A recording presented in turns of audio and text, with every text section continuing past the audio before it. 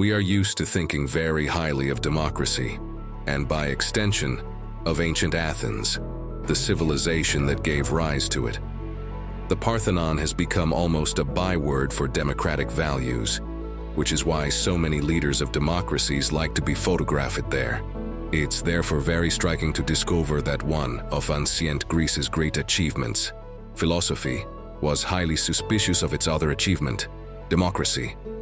The founding father of Greek philosophy, Socrates, is portrayed in the dialogues of Plato as hugely pessimistic about the whole business of democracy.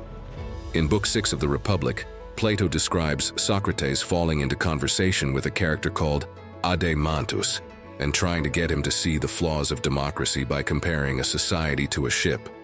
If you were heading out on a journey by sea, asks Socrates, who would you ideally want deciding who was in charge of the vessel?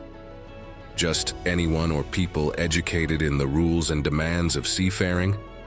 The latter, of course, says Adeimantus.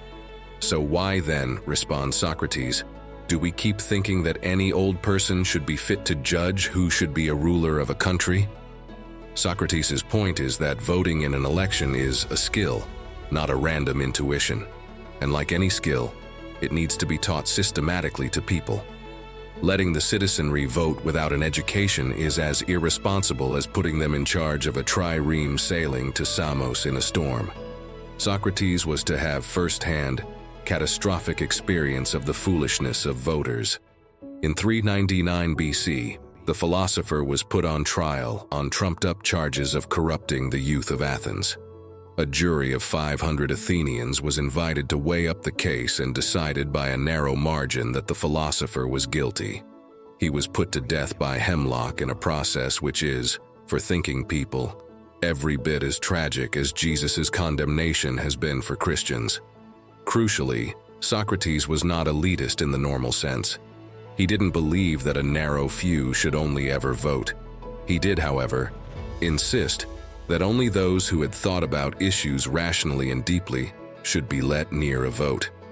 We have forgotten this distinction between an intellectual democracy and a democracy by birthright. We have given the vote to all without connecting it to wisdom. And Socrates knew exactly where that would lead, to a system the Greeks feared above all, demagoguery.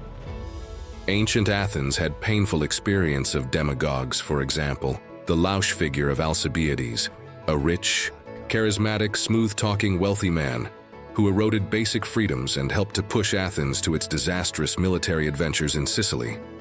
Socrates knew how easily people seeking election could exploit our desire for easy answers. He asked us to imagine an election debate between two candidates, one who was like a doctor and the other who was like a sweet shop owner. The sweet shop owner would say of his rival, "Look, this person here has worked many evils on you.